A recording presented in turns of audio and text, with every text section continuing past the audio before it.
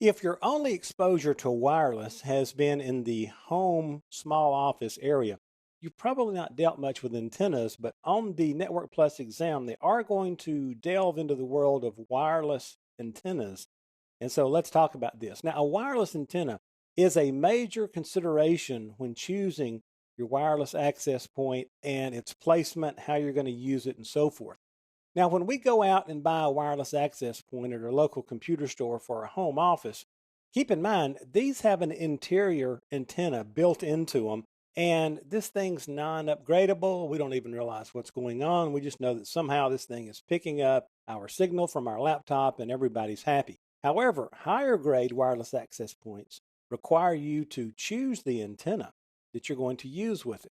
Now, antennas are designed to help wireless access points. It helps them work around obstacles. It helps them to minimize interference.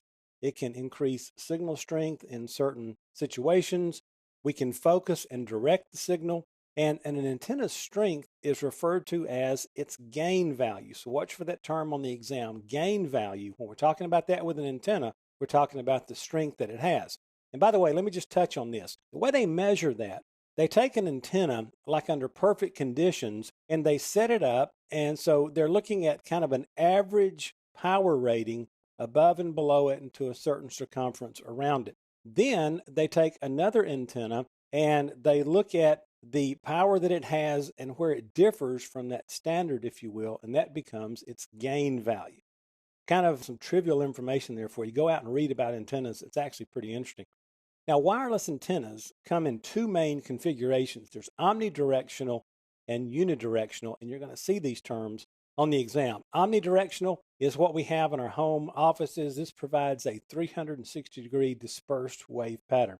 In other words, for 360 degrees all the way around this wireless access point, it is sending out signal in pretty much a steady pattern. Okay, so you've got some area around the wireless access point and above and below it. Just kind of picture the wireless access point being in the middle of a ball, and the outside area of that ball is the end of the range of the signal. Now, the signal covers a wide area due to this dispersion that's built into it. That's kind of cool because usually, if we put this thing in the right location, say in our home, it'll cover most, if not all, of the rooms in our house. But you're also getting a weaker signal in any one particular direction because you're dispersing it everywhere. Whereas if you have a unidirectional antenna, you're focusing that signal in one particular location, you get a much stronger signal in that one location. However, for most homes and small offices, we have more than one direction we need to go with a signal. As a result, we end up with omnidirectional.